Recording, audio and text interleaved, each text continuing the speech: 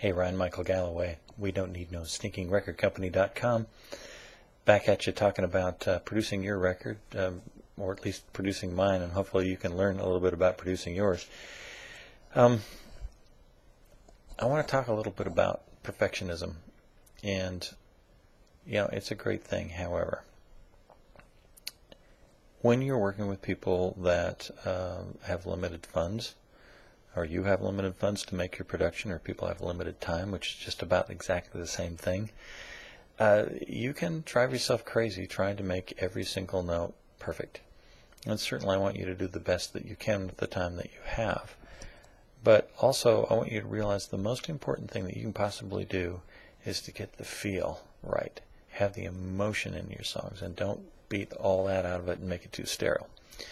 There are factions of people out there, particularly in Europe, let's say France, who believe, for instance, the music coming out of Texas is better than the music coming out of Nashville. From a qualitative standpoint, I gotta tell you, the stuff coming out of Nashville is extremely, extremely clean, but they view it as being overly sterile.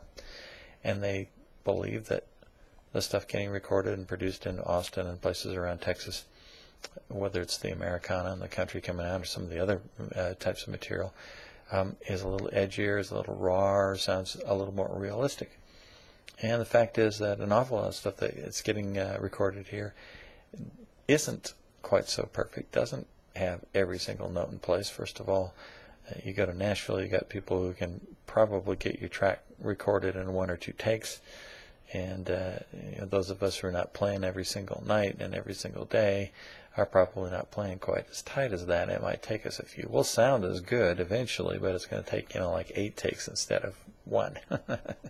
So it's a little different. But that, of course, if you're in an expensive studio, is going to cost you a lot of money to be that perfect. And so, do we have that capability? Well, I was reading an interview of Natalie Maines' dad. Natalie Maines is the lead singer for the Dixie Chicks. Her dad's Lloyd Maines, and Lloyd Maines is an icon here in Texas and in the music business and the recording industry. Been around for a long time, and he produces a lot of records here. I understand most of his work's out of Austin. And he was talking about, things sound a little edgier, a little rougher around the edges. I'm paraphrasing like crazy here because I can't remember exactly what he said. But the issue was that you typically only have $10,000 to get an entire album done here. You don't have time for the perfectionism that you would get out of a studio with a $500,000 or $1 million production, or even a $100,000 production that you might do somewhere else. So what you have to go for is feel. And by that I mean, are the dynamics there? Does the emotion come out of the song? Have you not made this so sterile and perfect and gotten so nervous about recording it that it's lost its aliveness? Not that I want you to record live, but I want your material to sound alive.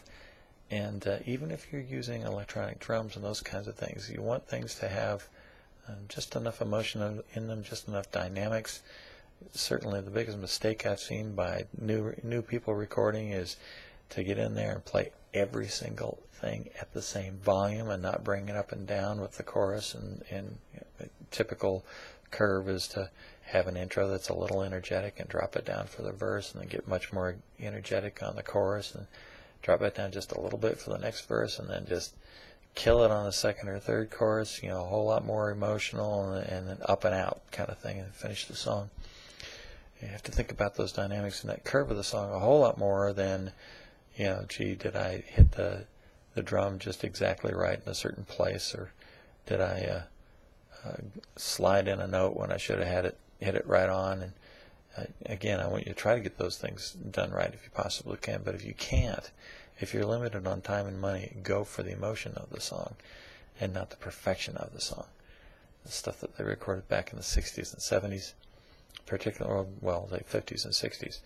There's a lot of times, the whole band had to get the entire take right in one shot because they didn't have multi-tracking. And you go back and listen to some of that old Motown stuff. It's not perfect, but you don't care because it sounds so great and it's got so much emotion in it. It's terrific. Anyway, a little note about your production values. Go for the best you can, but you're going to run out of time, so go for feel above everything else. I'm Ryan Michael Galloway. We don't need no stinking record company.com.